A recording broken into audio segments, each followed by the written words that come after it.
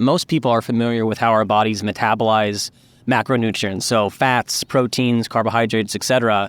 But most people aren't familiar with how our bodies metabolize light.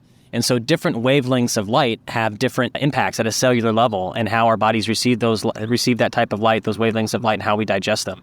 Light is crucial, and I think so much of us, I mean, you can probably testify to this, is we've sort of been ingrained that sunlight is bad, make sure before you go out in the natural sun, slap on the sunscreen, because we don't want that type of light. But in actuality, if you look at the science, light is incredible. UV light, too much UV light obviously can be, you can experience some downstream ramifications. But light in and of itself is pretty powerful, especially with certain wavelengths. So sunlight's the obvious one to start with. Yeah. What? I mean, I kind of feel like I know, but I kind of feel like I don't know. What good happens when you go in the sunlight? Right. So sunlight, it's you're experiencing a really broad spectrum of wavelengths of light.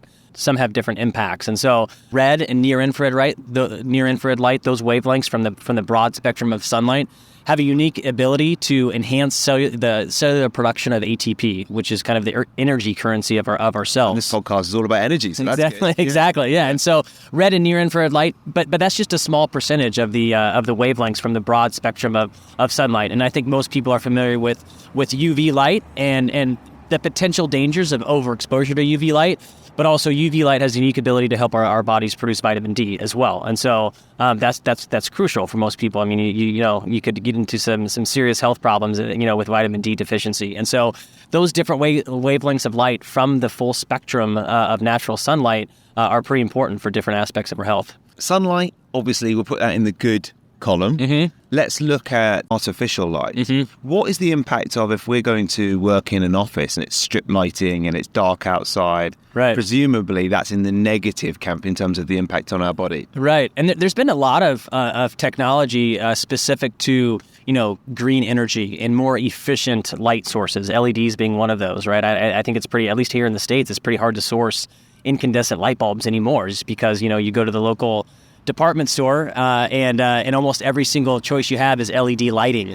LED lighting is great from an efficiency standpoint, but oftentimes those sources are delivering blue light as well at the same time. And so blue light can be good in the morning to help reset your circadian rhythm, but an overexposure to blue light throughout the day and especially at night is not ideal. Can help to too much exposure at night can impact your sleep in a negative way. And so going to an office, just a good idea to probably step outside and try to get some natural sunlight during the day to help counterbalance some of the downstream ramifications of that LED lighting that's delivered through those sources. And you talk about blue light, of course.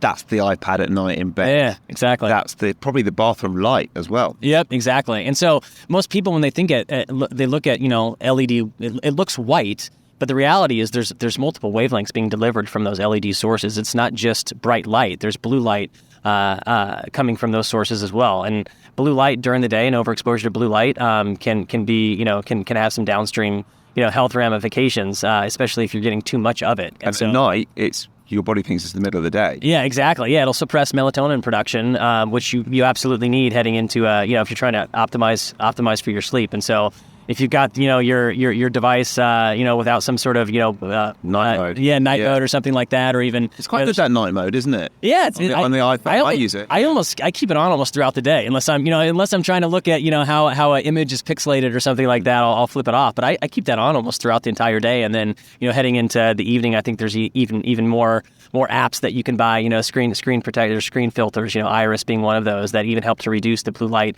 even more so than just the night mode alone.